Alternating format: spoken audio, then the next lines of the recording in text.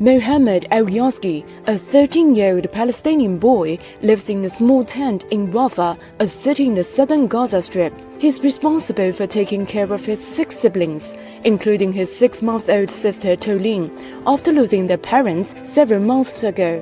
Al-Yazgi and his siblings have been displaced several times since the Hamas-Israeli conflict erupted in October 2023.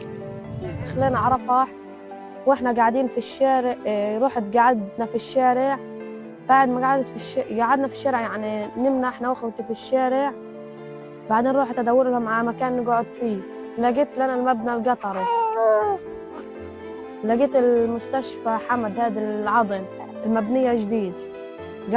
قعدنا فيها بس محطوط لها سقف وعمدان وأرضية بس، والجوان كلها شبابيك مفتحة ومجاري كلها.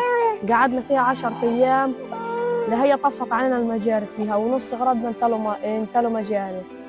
بعديها اجا هنا ناس قالوا لنا هاي هذا الخيمة اقعدوا فيها قبل ما تدبروا لحالكم خيمة تقعدوا فيها. أول مرحلة بتخلص أنا بدي أرجع لازم أرجع على غزة وأعمل خيمة يعني في الدار عشان نقعد فيها، لأن أنا كل يوم بحلم إنه أنا مروح على غزة وقاعد فيها وشايف سيدي وأبويا وعمامي.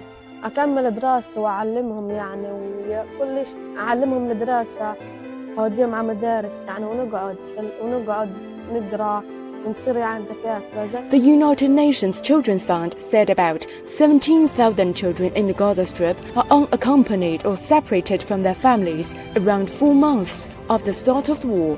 The number accounts for around 1% of the total number of displaced people in the Strip.